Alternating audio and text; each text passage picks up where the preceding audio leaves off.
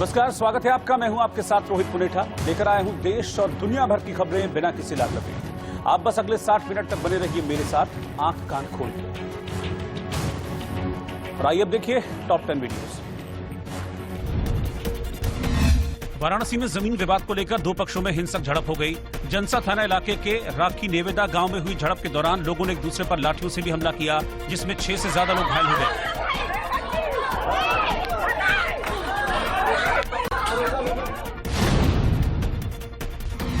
प्रयागराज में गंगा का जलस्तर बढ़ने के कारण नदी किनारे दफनाए गए शव निकलकर पानी पर आ रहे हैं और गंगा के पानी को दूषित कर रहे हैं, जिसके बाद नगर निगम इनकी हिंदू रीति रिवाज से अंत्येष्टि कर रहा है।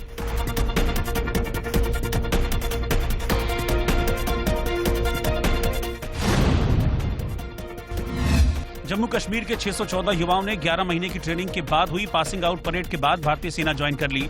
ये सभी जवान सेना की जम्मू कश्मीर लाइट इन्फेंट्री का हिस्सा बने हैं।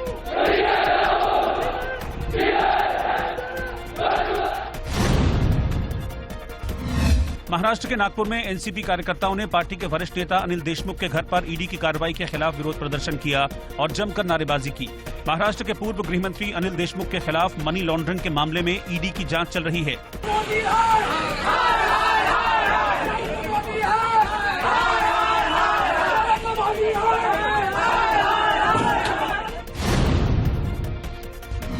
यूपी के बलरामपुर में हुए एक सड़क हादसे में कार में सवार एक ही परिवार के 6 लोगों की मौत हो गई। ये लोग कार से देवीपाटन मंदिर दर्शन के लिए जा रहे थे। तभी रास्ते में एक बाइक सवार को बचाने के चक्कर में कार बेकाबू हुई और सड़क किनारे पानी से भरे गड्ढे में गिर गई।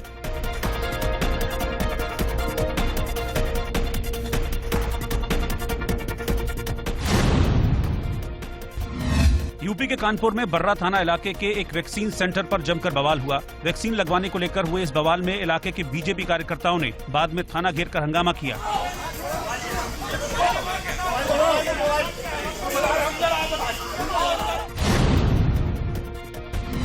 यूपी के बिजनौर में एक महिला पुलिसकर्मी का वीडियो सोशल मीडिया पर वायरल हो गया है। थाना हल्दौर में मिशन शक्ति के तहत बनाई गई महिला हेल्प डेस्क पर तैनात सोनिया राठी ने मदद के लिए पहुंची एक पीड़ित महिला को अपने हाथों से खाना खिलाया और उनका दुख दर्द जानने के बाद उसके परिवार को बुलाकर सौंप दिया।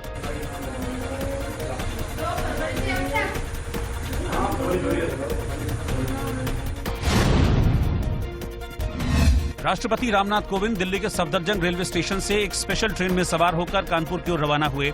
राष्ट्रपति यूपी के कानपुर देहात स्थित अपने जन्म स्थान परौंक का दौरा करेंगे। राष्ट्रपति का पदभार संभालने के बाद रामनाथ कोविंद का अपने गांव का ये पहला दौरा है।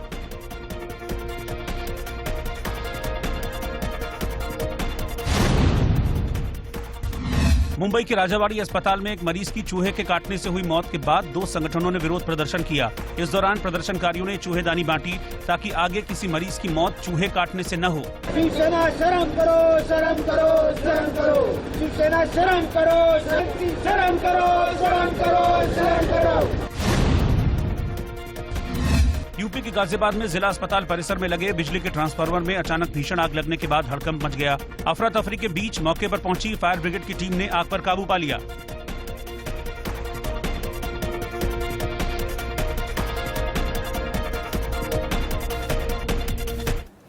कोरोना की दूसरी लहर में ऑक्सीजन को लेकर जमकर सियासी वार पलटवार हुआ, लेकिन अब इसी ऑक्सीजन को लेकर केजरीवाल सरकार घिर गई है। सुप्रीम कोर्ट की ऑक्सीजन ऑडिट टीम की रिपोर्ट के मुताबिक जब देश भर में ऑक्सीजन की कमी थी, केजरीवाल ने जरूरत से 4 गुना ज्यादा ऑक्सीजन की मांग की थी। रिपोर्ट आने के बाद बीजेपी अब केजरीवाल सरकार पर चढ़ बैठी है और संबित पात्रा ने ऑडिट रिपोर्ट का हवाला देते हुए आरोप लगाया कि अरविंद केजरीवाल की वजह से देश के 12 राज्यों में ऑक्सीजन सप्लाई पर असर पड़ा। सरकार ने सुप्रीम कोर्ट में कहा था कि जितनी ऑक्सीजन की रिक्वायरमेंट दिल्ली सरकार की है, केंद्र सरकार उतनी ऑक्सीजन उसे मुहैया नहीं करा रही। इन सब विषयों को सुनते हुए सुप्रीम कोर्ट ने एक oxygen audit panel, supreme court ने यह निर्धारित किया था, सुप्रीम कोर्ट ने इस पैनल को स्थापित किया। मुझे कहते हुए आज दुख हो रहा है कि उस पैनल के रिपोर्ट में जिस प्रकार का विषय सामने आया है वो चौंकाने वाला है। और वो पैनल का रिपोर्ट कहता है कि जो ऑक्सीजन की रिक्वायरमेंट दिखाई गई थी दिल्ली सरकार द्वारा, अरविंद केजरीवाल जी द्वारा, वो 4 गुना बढ़ा करके दिखाई गई थी। 4 times inflated oxygen requirement by Delhi, 4 गुना बढ़ा करके। और सबसे दुखद विषय है कि दिल्ली के इस झूठ के कारण, अरविंद केजरीवाल जी के इस झूठ के कारण 12 ऐसे राज्य थे पूरे हिंदुस्तान में जो अफेक्टेड हुए अपने ऑक्सीजन सप्लाई को लेकर, क्योंकि सब जगह से ऑक्सीजन काट करके दिल्ली भेजना पड़ा, क्योंकि अरविंद केजरीवाल जी कह रहे थे उनको बहुत ऑक्सीजन की आवश्यकता है, मगर वास्तविक आवश्यकता उतनी नहीं थी। और 12 राज्य जहां कोविड के बहुत केसेस थे उनको सफर करना पड़ा, उत्तर प्रदेश को सफर करना पड़ा, हरियाणा को सफर करना पड़ा, बाकी राज्यों को सफर करना पड़ा है। मगर यह सवाल तो हम पूछेंगे ना कि 12 राज्यों के ऑक्सीजन को काट करके आपने यहां केवल अपनी राजनीति के लिए, क्योंकि आप नाकाम हो रहे थे, आप फेल हो रहे थे, आपको कहीं ना कहीं ये ब्लेम शिफ्ट करना था, आपने फॉल्स अलार्म, झूठा अलार्म बजाया, पूरे देश में पैनिक फैलाया कि देखो दिल्ली को किस प्रकार से सौतेला व्यवहार दिल्ली के साथ किया जा रहा है, दिल्ली के साथ स्टेप मदरली ट्रीटमेंट किया जा रहा है। और आपने हरियाणा, उत्तर प्रदेश की सरकारों को गाली दी कि हमें हमारे ऑक्सीजन को रोक ले रहे हैं। आपको याद होगा अरविंद केजरीवाल जी रोज टीवी पे आकर गाली देते थे उस समय कि हमारे ऑक्सीजन को ये रोक रहे हैं, मगर आज मालूम पड़ रहा है कि इन्होंने झूठ बोल के ऑक्सीजन लिया और 12 राज्य उससे प्रभावित हुए। हालांकि आम आदमी पार्टी ने भी पलटवार करने में देर नहीं की। मनीष सिसोदिया ने तो इस ऑडिट रिपोर्ट को ही खारिज कर दिया। और सच ये है कि ऐसी कोई रिपोर्ट है ही नहीं। जी हां, मैं दोहरा रहा हूं, भारतीय जनता पार्टी के नेता सुबह से जिस तथाकथित रिपोर्ट के हवाले से अरविंद केजरीवाल जी को गाली दिए जा रहे हैं, वैसी कोई रिपोर्ट एग्जिस्ट ही नहीं करती। जी हां, एग्जिस्ट ही नहीं करती। भारतीय जनता पार्टी झूठ बोल रही है। सुप्रीम कोर्ट ने ऑक्सीजन मामले की सुनवाई करते हुए एक ऑक्सीजन ऑडिट कमेटी बनाई। हमने इस ऑक्सीजन ऑडिट कमेटी के सदस्यों से बात की, कई सदस्यों से बात की है। सबका यह कहना है कि उन्होंने तो कोई रिपोर्ट साइन ही नहीं की, अभी तक उन्होंने कोई रिपोर्ट अप्रूव ही नहीं की।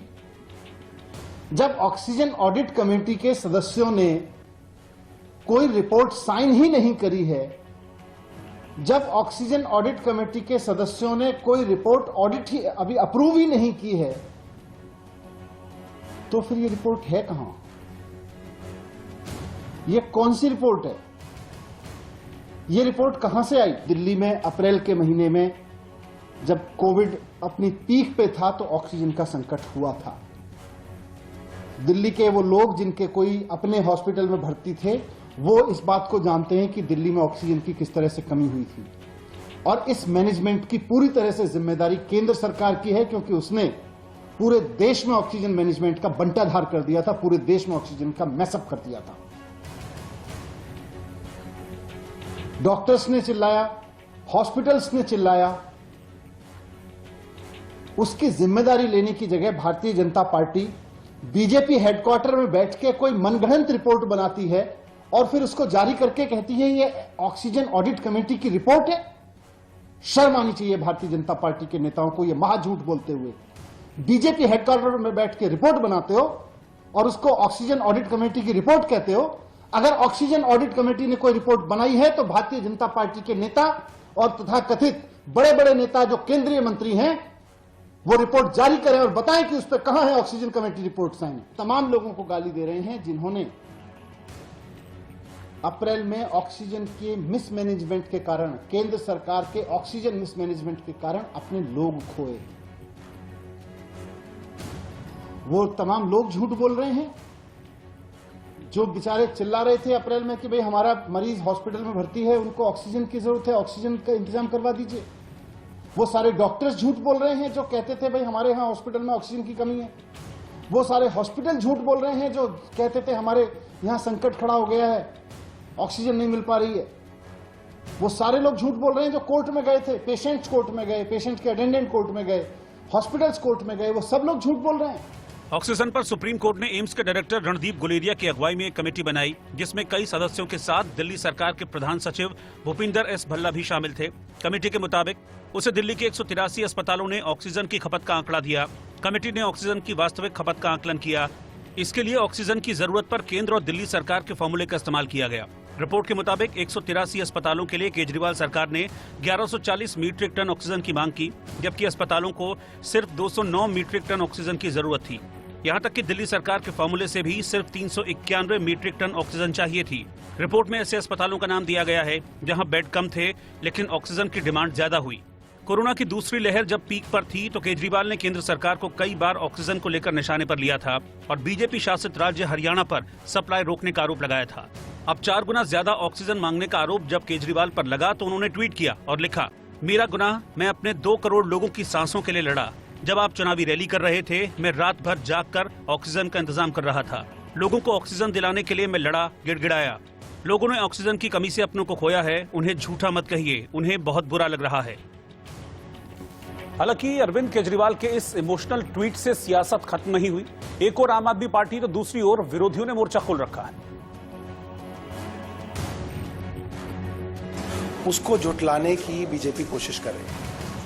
पहली बात तो जिस रिपोर्ट के बारे में जिक्र कर रहे हैं, हमने जब कुछ लोगों से बातचीत की जो इस पैनल में हैं, तो उन्होंने बोला ऐसी कोई रिपोर्ट अभी तक बनी नहीं है। सर आप नाम बताएंगे क्या, कौन कौन लोग मना कर रहे हैं? क्योंकि पैनल में जो ये रिपोर्ट सार्वजनिक हो रही है, पैनल में कौन है ये तो सब जान रहे हैं, लेकिन उसके बाद मना कौन कर रहा है कि उसने इस रिपोर्ट में अपना कर रहा है क्योंकि उसमें किसी के सिग्नेचर ही नहीं है। कोई क्लेम ही नहीं कर रहा है कि उसके अंदर किसी के सिग्नेचर है। आप बीजेपी से अगर पूछें कि उस रिपोर्ट गुरेलिया से आपकी बात हुई? नहीं, सिग्नेचर उसमें किसी के नहीं है। हमारे कुछ लोगों से बात हुई है उसके अंदर और उन्होंने बोला कि साहब रिपोर्ट तब होती है जब उसके ऊपर कोई सिग्नेचर होता है, उसके ऊपर किसी के सिग्नेचर नहीं है, कोई रिपोर्ट बनी ही नहीं है, वो ये कह रहे हैं। तो ये रिपोर्ट तो जो है बीजेपी जो है अपनी तरफ से जो है चला रही है। दिल्ली के मुख्यमंत्री ने उचित व्यवस्थाएं यानी कि मिसमैनेजमेंट पूरी तरह से ऑक्सीजन को लेकर के रहा है और अरविंद केजरीवाल का वो कथन कि कोविड के खिलाफ केवल भगवान भरोसे, एक बार फिर ये साबित हो गया है कि अरविंद केजरीवाल कोविड की इस लड़ाई में जो कोविड के खिलाफ जंग है उसकी तैयारियां पूरी तरह से भगवान भरोसे हैं। यदि ऐसा नहीं होता तो लोग ऑक्सीजन की कमी से नहीं मिलते। बावजूद इसके कि कमेटी की रिपोर्ट में दावा है कि 289 मैट्रिक टन की आवश्यकता थी और 300 मैट्रिक टन की सप्लाई दिल्ली में जारी थी। ट्विटर और सरकार में पहले से ही तनातनी चल रही है, लेकिन जब केंद्रीय मंत्री रविशंकर प्रसाद का ट्विटर अकाउंट 1 घंटे के लिए ब्लॉक किया गया तो बवाल बढ़ गया। ट्विटर की मनमानी के खिलाफ सूचना और प्रौद्योगिकी मंत्री रविशंकर प्रसाद लगातार मुखर रहे हैं। इस बीच ट्विटर को नई गाइडलाइंस नहीं मानने पर उन्होंने फटकार भी लगाई। ट्विटर को कानूनी कार्रवाई से मिली सुरक्षा भी खत्म हो गई। लेकिन आज जब ट्विटर ने घंटे भर के लिए रविशंकर प्रसाद का ट्विटर अकाउंट ब्लॉक किया तो लगा कि मामला और बिगड़ जाएगा। ट्विटर ने अमेरिकी कानून का हवाला देकर अकाउंट ब्लॉक किया था, हालांकि घंटे भर बाद चेतावनी देकर अकाउंट अनब्लॉक कर दिया गया।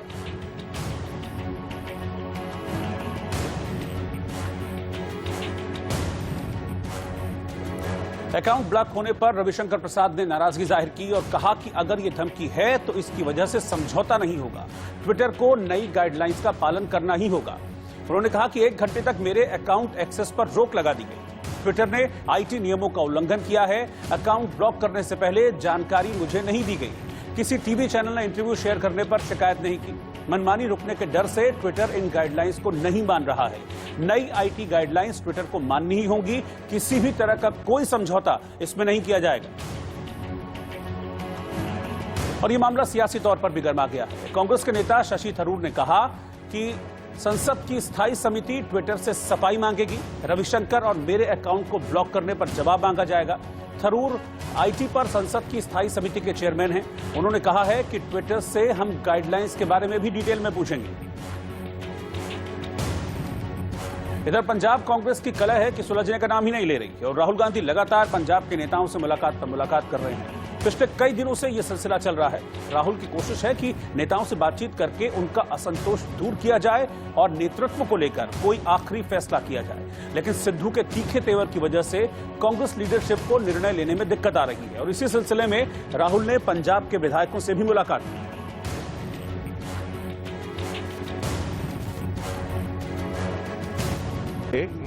इस करके भी ਅਸੀਂ ਇਹ ਵੀ ਗੱਲ ਕੀਤੀ ਹੈ ਜਿਹੜੇ ਟ੍ਰੈਡੀਸ਼ਨਲ ਜਿਹੜੇ ਔਖੇ ਸਮੇਂ 'ਚ ਕਾਂਗਰਸ 'ਚ ਜਿਹੜੇ ਦਲ ਬਦਲੂ ਆ ਗਏ ਨੇ, ਠੀਕ ਹੈ, ਆਏ ਨੇ, ਵੈਲਕਮ, ਜੋ ਉਹਨਾਂ ਦਾ ਯੋਗ ਸਥਾਨ ਬਣਦਾ ਉੱਥੇ।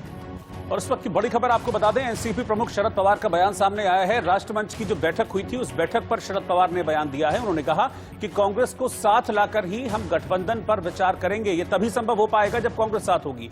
बैठक में गठबंधन के चेहरे पर चर्चा नहीं होगी, सामूहिक नेतृत्व के साथ ही सबको आगे बढ़ना चाहिए। मैं सबको एकजुट करने की कोशिश में ही जुटा हुआ हूं।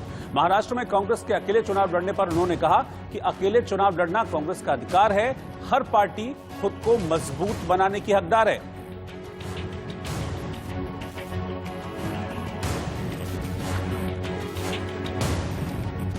महाराष्ट्र में कांग्रेस कई मुश्किलों का सामना कर रही है, जिन पर बात करने के लिए प्रदेश अध्यक्ष नाना पटोले दिल्ली में उनकी बैठक महासचिव केसी वेणुगोपाल और एच.के. पाटिल के साथ हुई।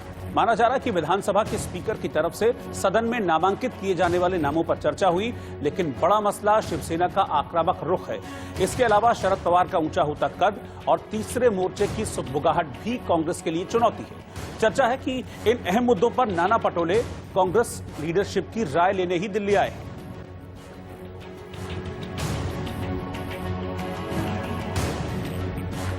उधर राजस्थान कांग्रेस में जारी तनातनी भी इस वक्त चर्चाओं में है। पायलट को आलाकमान की तरफ से मिले भरोसे के बावजूद उनके तेवर नरम नहीं पड़ रहे हैं, क्योंकि उनके समर्थक लगातार इस तरह के पोस्टर्स और बैनर्स लगा रहे हैं, जिससे बवाल बढ़ रहा है।